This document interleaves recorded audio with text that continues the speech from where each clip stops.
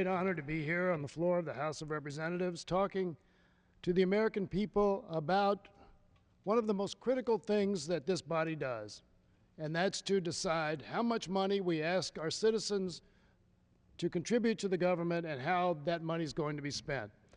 And you know, I didn't come here intending to respond to the gentleman who spoke before me, but he cast, in one respect, the whole debate over our budget very well when we had Mr. Brown's four-way test. And the first thing that Mr. Brown put on there is it right and moral? And I agree with him, because when we debate the budget of the United States, when we debate how we're going to spend the taxpayers' money, the first question we should ask is it right and is it moral? And the converse is, if we don't spend something, is it wrong and is it immoral? Today, I had the great honor of visiting Walter Reed Hospital. And there, I got to speak with several of our extremely brave, courageous soldiers who have been injured in battle.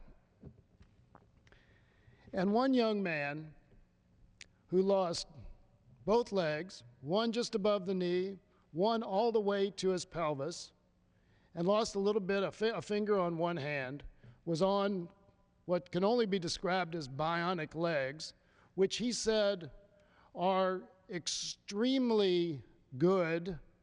The technology is extremely advanced, but they still don't help him walk. And he talked to us for a long time about what he had been through, the progress he had made, and what he hoped to achieve with technology. And his parting comment to us was, you know, this is the result of the federal government spending money on medical research. This is helping people not just in the military, not just in the armed forces, but also in the private arena as well.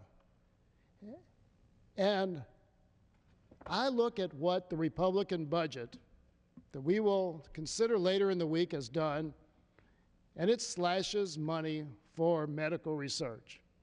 And I say, let's apply Mr. Brown's four-way test. Right?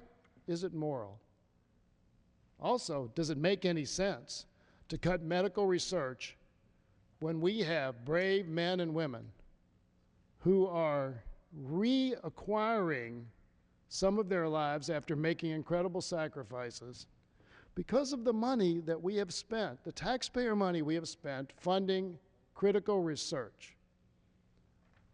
It would be immoral to deny, Don was his name, to deny Don his request that we continue to fund medical research that's going to help him regain his capabilities, his physical function, and the thousands of young men and women who have sacrificed so much for us.